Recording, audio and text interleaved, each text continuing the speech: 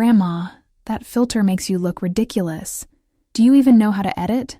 My granddaughter Emma snickered, her perfectly manicured nails tapping against her water glass. The entire table erupted in laughter. My son Matthew avoided my eyes, while my daughter-in-law Diane pressed her lips together in that familiar look of pity mixed with embarrassment.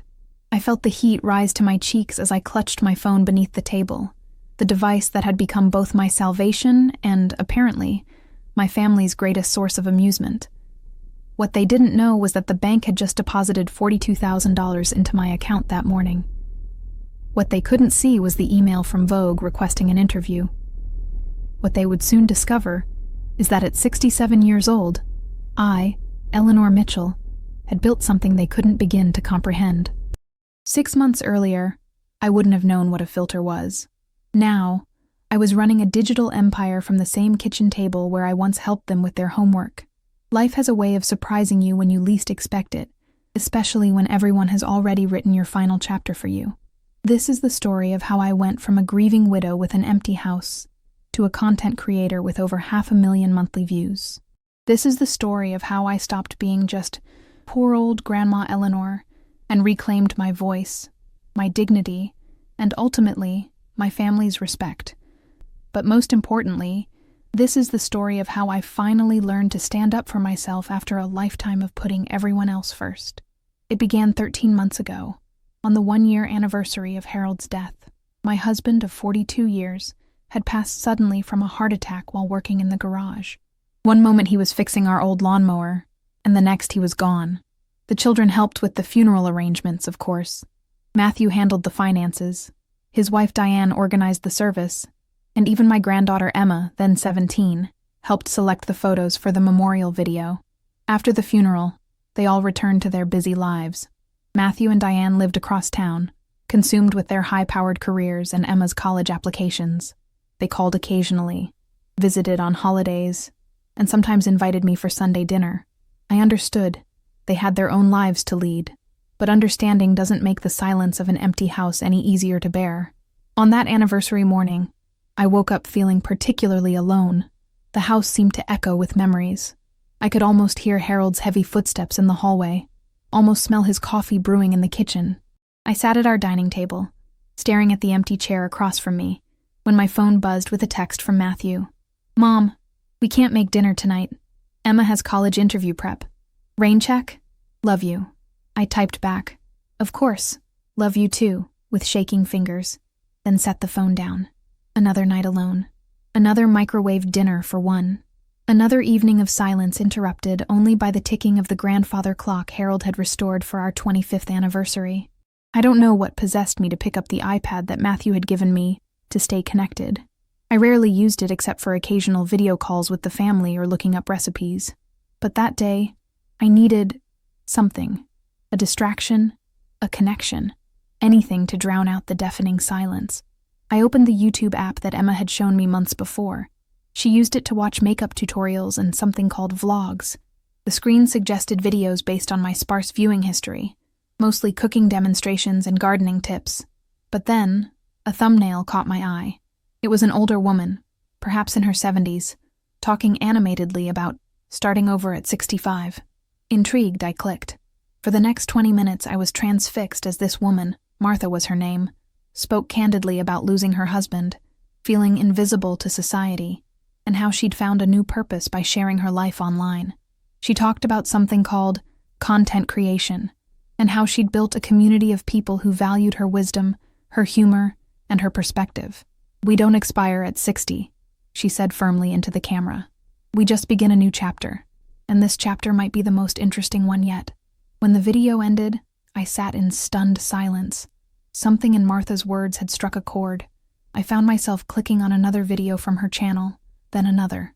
Hours passed as I discovered an entire world of older women who refused to fade into the background, who were using these platforms to share their stories, their knowledge, and their experiences. By evening, I had watched dozens of videos from various creators.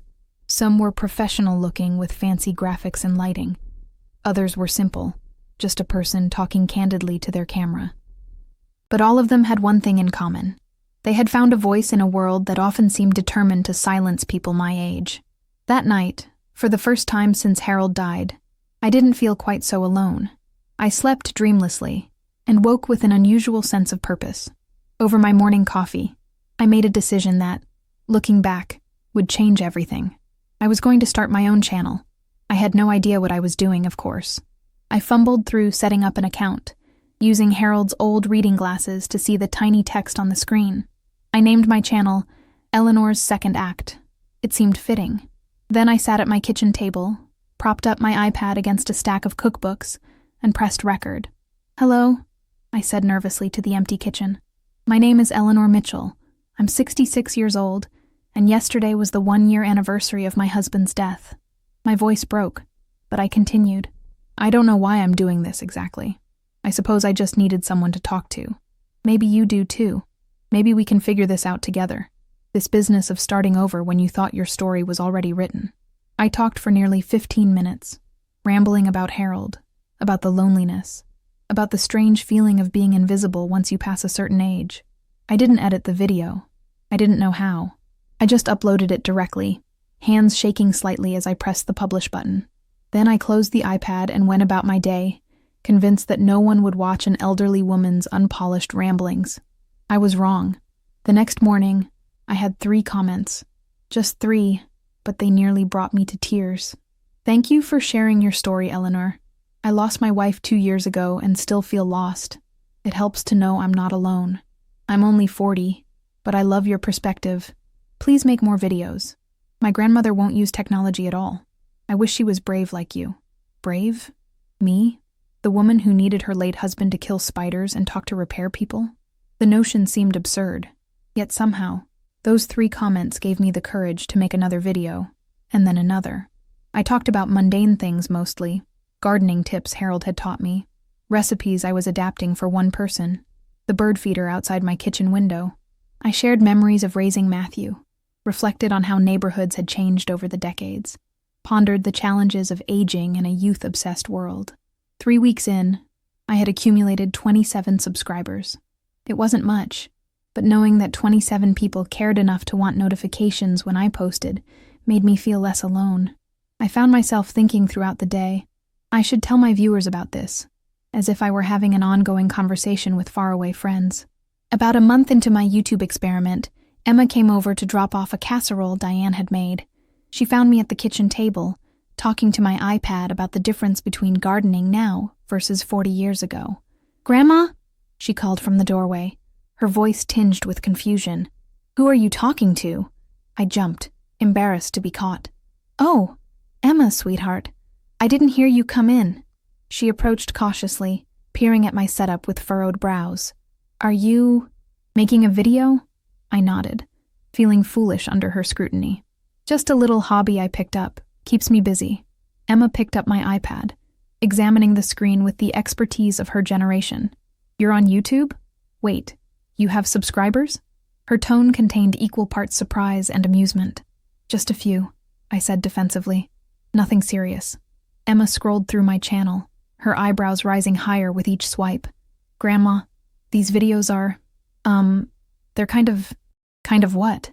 "Basic," she finished, setting the iPad down. "No offense, but you're not even editing them, and the lighting is terrible." My cheeks burned with embarrassment. Of course, my tech-savvy granddaughter would find my amateur efforts laughable. "Like I said, it's just a hobby."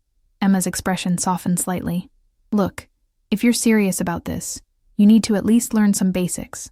Editing, thumbnails, lighting." She glanced at her watch. "I have to go, but maybe I can show you some stuff next time." After she left, I stared at my iPad for a long time.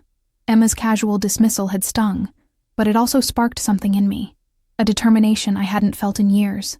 That evening, instead of recording another rambling video, I searched for tutorials on video editing for beginners. The learning curve was steep.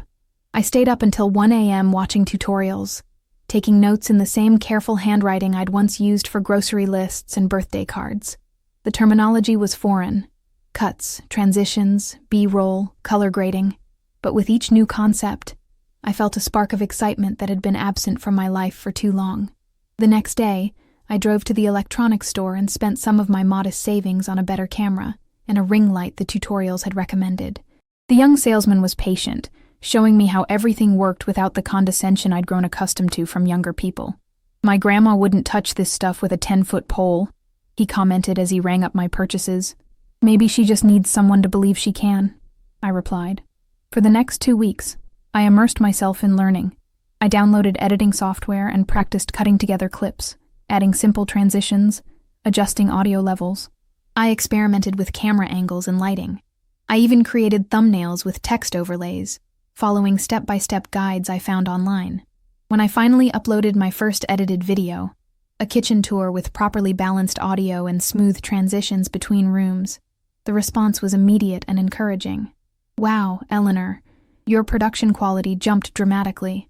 Love the new setup, so professional. This is better than some channels with thousands of subscribers." My subscriber count began to grow more steadily, 50, then 75, then just over 100. It wasn't viral by any means, but each new subscriber felt like a personal victory, a tiny rebellion against invisibility. I expanded my content beyond just talking about my day. I started a series called Wisdom from the Other Side of 60, where I addressed questions from younger viewers about life, relationships, and aging. I shared household tips that my mother had taught me and that younger generations seem to find novel. How to remove almost any stain, how to properly iron a shirt, how to stretch a grocery budget during tough times. 3 months into my journey, I had just under 500 subscribers and was posting 3 videos a week. My confidence grew with each upload. I stopped apologizing for my age, my appearance, my occasional technical mishaps. I started embracing the unique perspective that 6 decades of life experience gave me. Then came the video that changed everything. I hadn't meant for it to be special. I was simply responding to a comment from a viewer in her 20s who asked how dating had changed since I was young. I sat in my living room, wearing a blouse Harold had always loved, and spoke candidly about courtship in the 1970s versus the app-driven dating scene my granddaughter navigated. I shared the story of how Harold had asked me out, writing his phone number on a paper airplane and launching it at me across the college library where I studied. I described our first date at a drive-in movie, where we talked so much we couldn't tell you what film had played. I reflected on how relationships developed more slowly then, without the pressure of constant digital connection. "We got to know each other in real time," I said to the camera, "not through carefully curated profiles or cleverly edited photos. We fell in love with each other's flaws alongside each other's virtues, because there was no way to filter those out." I contrasted it with what I observed of modern dating, not with judgment, but with genuine curiosity and occasional amusement. I concluded by saying, "Every generation thinks they invented love, but the truth is, hearts have been breaking and mending the same way since the beginning of time. The methods change, but the madness remains beautifully constant." I uploaded it without much thought, titled it, "Dating Then and Now, A Grandmother's Perspective," and went to bed. By morning, my life had irrevocably changed. The video had inexplicably caught the algorithm's favor. Overnight, it had racked up over 50,000 views, and my subscriber count had jumped to nearly 4,000. Comments were pouring in faster than I could read them. My phone buzzed constantly with notifications until I figured out how to silence them. Among the flood of comments were inquiries from brands I'd never heard of, asking about collaboration opportunities and partnership potential. There were messages from podcast hosts requesting interviews and fellow content creators suggesting collabs. Most surprising were the comments from young people thanking me for my perspective, saying they'd never considered how dating had evolved and how they found my observations refreshing. I sat at my kitchen table, hands trembling as I scrolled through the deluge of responses. What had I stumbled into? What did all these terms even mean? I felt simultaneously exhilarated and terrified. Over the following weeks, the video continued to gain traction, eventually reaching over 200,000 views. My subscriber count climbed steadily, passing 10,000, then 20,000. I learned about monetization, about ad revenue, about brand deals and sponsorships. I discovered that my perspective as an older woman was not just valid, it was valuable. A skincare company that specialized in products for mature skin reached out first. Would I be willing to review their line on my channel? They'd pay me $500 plus free products. The amount shocked me, more than Harold and I had spent on our first month's rent back in 1978. For talking about face cream on camera? It seemed absurd, yet the contract they emailed looked legitimate. After consulting with Matthew, who worked in finance and confirmed it wasn't a scam, I accepted. The sponsored video performed well, leading to more offers. A meal delivery service, a comfortable shoe brand, a subscription box designed for seniors. Suddenly, companies were eager to reach my growing audience. 6 months after posting my first awkward, unedited video, I had almost 100,000 subscribers and was earning more monthly from my channel than from my modest pension. I had upgraded my equipment, learned advanced editing techniques, and developed a consistent content schedule. I'd even hired a young woman from the community college to help with some of the technical aspects I still struggled with. My content evolved too. While I still shared wisdom and reflected on aging, I began featuring other older adults who were defying stereotypes.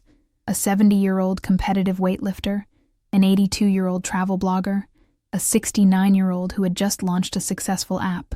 We laughed about being underestimated and celebrated proving people wrong. Throughout this transformation, however, my family remained largely uninterested in my new venture. Matthew and Diane would nod politely when I mentioned a successful video or a new milestone, but quickly changed the subject to Emma's college applications or their own work accomplishments. Emma occasionally offered technical advice, always with a slightly condescending tone that suggested she found my efforts quaint. They knew I had a YouTube channel, but I don't think they ever actually watched my videos. They certainly didn't comprehend the scale of what was happening. I didn't press the issue. Part of me was afraid they'd dismiss my success, or worse, suggest it was somehow inappropriate for a woman my age to have such a public presence. And then came the Sunday dinner, where everything changed. Matthew had invited me over for their monthly family dinner, a tradition they maintained out of some sense of obligation, more than genuine desire for my company. Usually these dinners followed a predictable pattern. They'd ask perfunctory questions about my health and activities. I'd inquire about their work and Emma's studies, and we'd part ways after dessert with vague plans to do this again soon. This particular Sunday in April, I arrived at their modernist home carrying a homemade apple pie, Harold's favorite recipe. The house always intimidated me slightly with its minimalist decor and expensive furnishings that seemed designed more for appearance than comfort. Matthew and Diane both worked in corporate law, and their home reflected the same sleek impersonality as their downtown office. Emma opened the door, her attention divided between greeting me and finishing a text message. At 18, she'd grown into a beautiful young woman, though her features often carried a hardness that worried me. "Hi, Grandma," she said, finally pocketing her phone. "Mom's finishing dinner. Dad's on a call." I followed her into the kitchen where Diane was arranging takeout containers onto serving platters, their version of a home-cooked meal. She looked up briefly as I entered. "Eleanor, right on time. Just putting the finishing touches on dinner." She gestured to the containers as if they were ingredients she'd spent hours preparing. "I brought pie," I offered, setting it on the counter. "Harold's recipe." "That's sweet," Diane said, though her tone suggested the homemade dessert didn't quite fit with her curated meal presentation. "Emma, take your grandmother's coat." Dinner proceeded as usual. Matthew joined us after 15 minutes, apologizing for the call while simultaneously checking emails on his phone. The conversation centered around Emma's upcoming graduation and the prestigious university she'd be attending in the fall. "Full scholarship," Matthew announced proudly for the 3rd time that evening. They practically begged her to accept. Said her application video was the most compelling they'd seen in years. "Video?" I perked up, genuinely interested. "You made a video for your application?" Emma nodded, finally engaging.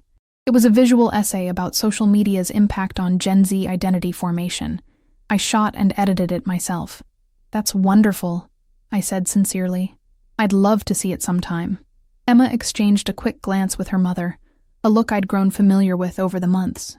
The "Grandma doesn't really understand" look. "It's pretty technical," she said dismissively. "Lots of complex editing techniques." Something about her tone sparked a rare flicker of irritation in me. "I understand more about video editing than you might think," I said mildly. "I've been learning quite a bit for my channel." Matthew looked up from his phone with a half smile. "How is your little YouTube project going, Mom? Still keeping busy with it?" "It's going well," I replied, choosing my words carefully. "I just passed 300,000 subscribers last week." The table fell silent. Matthew's fork paused midway to his mouth. $300,000? Diane repeated, her perfectly shaped eyebrows rising. Are you sure you've got the number right? Quite sure, I said, taking a sip of water to hide my satisfaction at their surprise. I've been keeping careful track of the analytics. Emma set down her fork. No way, that's impossible. Why is it impossible? I asked, genuinely curious about their disbelief. Because Emma gestured vaguely at me, as if my age and appearance were explanation enough. I mean, what do you even talk about? Life, mostly, I answered. My experiences, insights from 6 decades of living, interviews with other people our age doing remarkable things. Matthew chuckled, though there was an edge to it. And people actually watch this? 300,000 people? More on some videos, I said, maintaining my composure. My piece on dating through the decades has over 2 million views now. Diane coughed slightly, exchanging another glance with Matthew. That's surprising. It surprised me too, I admitted. But it turns out there's an audience interested in perspectives from people over 60. We're not quite as irrelevant as society sometimes suggests. Emma pulled out her phone, fingers tapping rapidly. What's your channel called again? Eleanor something? Eleanor's Second Act. The table fell silent as Emma scrolled through her phone, her expression shifting from skepticism to shock. Holy shit, she muttered, forgetting her parents' rule about language at the table. Grandma, you're verified? And these view counts? These are actually real? Matthew frowned. Let me see that. He took Emma's phone, his own expression morphing as he scrolled. Mom, are you actually making money from this? I nodded. The ad revenue is quite substantial now, and I have regular sponsorships with several brands. How substantial? Matthew pressed, the attorney in him emerging. I hesitated, then decided honesty was best. Last month, I earned just over $42,000. The silence that followed was deafening. Diane's water glass froze halfway to her lips. Matthew stared at me as if I'd announced I was secretly a Russian spy. Emma's mouth literally hung open. $42,000? Matthew finally sputtered. In 1 month? From YouTube? I nodded again, fighting the urge to apologize for my success. April was particularly good because of a sponsorship deal with a luxury skincare line. They paid $20,000 for an exclusive feature. Diane set down her glass carefully. Eleanor, are you managing this money properly? Do you have an accountant? Are you setting aside for taxes? I have a financial advisor now, I assured her, and an accountant who specializes in content creator taxes. They've been very helpful. I can't believe this, Emma muttered, still scrolling through my channel on her phone. My grandmother is more successful on social media than I am. This is so weird. I smiled at her, trying to ease the tension. I'd be happy to collaborate with you sometime if you'd like. My audience loves when I feature younger perspectives. The suggestion hung in the air awkwardly. Emma looked up, her expression a complex mix of emotions I couldn't quite decipher. Grandma, no offense, but your content is kind of, for old people. It's not really my aesthetic. And there it was. The dismissal I'd been expecting. The reminder of my place in their world. Before I could respond, she continued, her tone shifting to something almost patronizing. I mean, it's cool that you found this hobby and all, but let's be real. Your videos are pretty basic. The editing is amateur at best. I felt a familiar heat rising to my cheeks, but this time it wasn't from embarrassment. It was from something closer to indignation. Actually, I said carefully, I've been working with a professional editor for the past few months. She used to work for a major production company in Los Angeles. Emma rolled her eyes. Grandma, anyone can say they're professional. I've been editing videos since I was 12. Emma, Matthew warned, but without much conviction. She leaned forward, warming to her subject. Let me see your latest video. Before I could object, she was already playing it on her phone. A piece I'd done about financial independence for women over 60, sponsored by a financial services company. I watched her face as she viewed the carefully color-graded footage, the smooth transitions, the professional motion graphics my editor had created. Okay, so someone's obviously helping you, she conceded after a minute. But seriously, Grandma, she gestured at the screen where I was explaining compound interest with a visual aid. Do you even know how to edit any of this yourself? Or are you just reading scripts someone else wrote?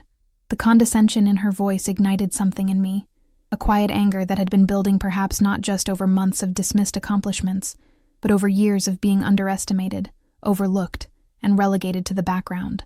Without a word, I reached into my purse and pulled out my phone. I opened the analytics app that I checked every morning with my coffee, the one that tracked every metric of my rapidly growing digital presence. I set it on the table and slid it toward Emma. Last month, 620,000 views, 43,000 hours of watch time, 22,000 new subscribers, an average view duration of 8 minutes and 14 seconds, which is exceptional for YouTube. Ad revenue of $24,000, plus another $18,000 in direct sponsorships. I tapped the screen, navigating to another page of data. Demographics, 60% women, which is higher than the platform average. Age range broader than most channels, with significant viewership from both over 60 and 18 to 24 brackets, an unusual and valuable combination for advertisers. Geographic distribution across 46 countries, with particular growth in Canada, Australia, and the UK. I looked up, meeting Emma's stunned expression. I not only understand these analytics, I study them daily. I know exactly which content performs best, which thumbnails drive the highest click-through rate, and which call to actions result in the most engagement. I've learned to edit my own supplementary content, manage my own social media promotion, and negotiate my own contracts. I took back my phone, feeling an unfamiliar but empowering sense of vindication. So yes, Emma, I do know how to edit. I know much more than that. I've built a business that's currently outperforming the starting salary of the job you're hoping to get after college. The table fell into stunned silence. Matthew stared at me as if seeing me for the first time. Diane seemed to be reevaluating every assumption she'd made about her mother-in-law. And Emma, my bright, talented, but often dismissive granddaughter, looked utterly dumbfounded. I had no idea, Matthew finally said, his voice uncharacteristically subdued. Why didn't you tell us it had gotten this serious? The question struck me as almost comical. How many Sunday dinners had I sat through where my brief mentions of my channel were met with polite disinterest? How many times had I started to share a milestone only to have the conversation redirected to more important matters? I tried, I said simply, but it never seemed to be of much interest. Diane had the grace to look slightly ashamed. We've been so busy with our own lives. I guess we just didn't realize. Can I see more? Emma asked suddenly, her tone transformed. Of your analytics, I mean. And your content calendar? Do you have a content calendar? For the first time in perhaps years, she was looking at me with something approaching respect, or at least genuine curiosity. The dinner plate sat forgotten as I pulled up more data on my phone, explaining my content strategy, my posting schedule, my engagement metrics. Matthew asked thoughtful questions about my financial arrangements, offering legal advice about contracts I was considering. Diane, ever the networker, mentioned clients who might be interested in sponsorships. By the time I served Harold's apple pie, the dynamic had shifted palpably. You know, Emma said as she helped me clear the dessert plates, I could help you optimize your TikTok presence. You're missing a huge potential audience there. I smiled at her. I'd like that. Perhaps you could come over this weekend and we could work on it together. She nodded with unexpected enthusiasm. Definitely. And maybe you could show me how you structure your sponsorship segments? My friend's been trying to get brand deals for her fashion account, but no one's biting. As I drove home that evening, I felt a strange mixture of emotions. There was satisfaction, certainly, at having finally broken through their perception of me as just old Grandma Eleanor. There was pride in what I'd accomplished, and in finally being able to demonstrate that accomplishment. But there was also a twinge of sadness. Why had it taken financial success and external validation to earn their respect? Would they have ever valued my perspective, my experiences, my insights without the impressive numbers to back them up? The truth, I realized, was that this journey had never been about their approval. It had begun as a way to fill the silence of an empty house, to combat the isolation that had settled over me like dust after Harold's death. Somewhere along the way, it had become about rediscovering my own voice, about connecting with others who felt similarly invisible, about creating value from experiences that society often dismisses. The recognition from my family was gratifying, yes, but the real victory had come months earlier, in quiet moments, when a widow in Australia commented that my video had given her hope for her own future, when a college student wrote that I'd changed his perception of aging, when a woman my age in rural Kentucky started her own channel because if Eleanor can do it, so can I. In the weeks following that pivotal dinner, my relationship with my family transformed. Emma became a regular visitor, initially drawn by professional curiosity, but gradually staying longer for conversations that had nothing to do with analytics or editing techniques.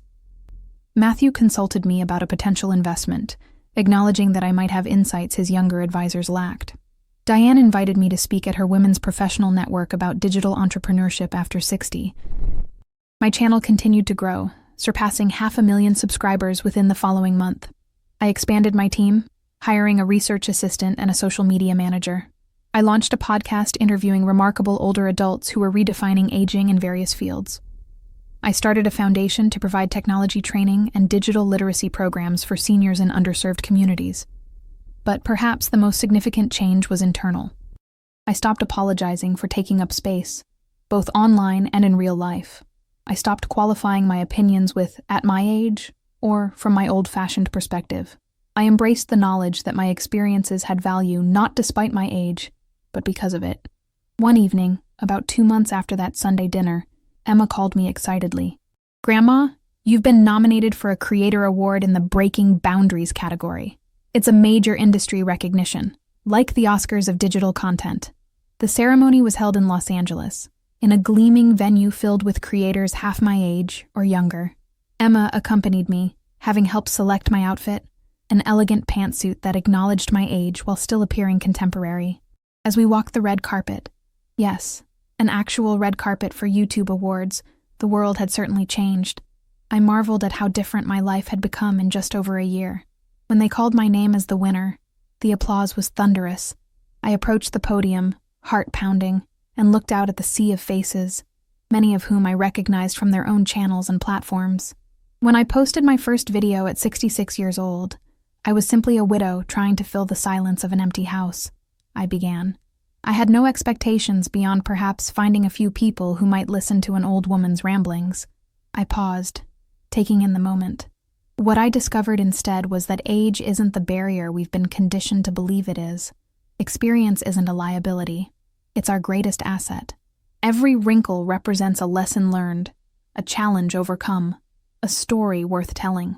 I could see Emma in the front row, recording on her phone, her face shining with pride. To anyone who has ever been told they're too old, too traditional, too anything to have a voice in the digital age, let me be living proof that it's never too late to begin your second act. The world needs your story, your wisdom, your unique perspective. Don't let anyone, not even family, convince you otherwise. The applause as I concluded was overwhelming. Backstage, I checked my phone to find messages flooding in, from viewers, from other creators, from brands wanting to collaborate. But the message that brought tears to my eyes was from Matthew. "Mom, I'm sorry we didn't see you, really see you, for so long. Dad would be so proud of who you've become.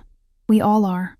That night, Emma and I celebrated with room service in our hotel, discussing plans for a potential joint channel where we'd explore intergenerational perspectives on contemporary issues.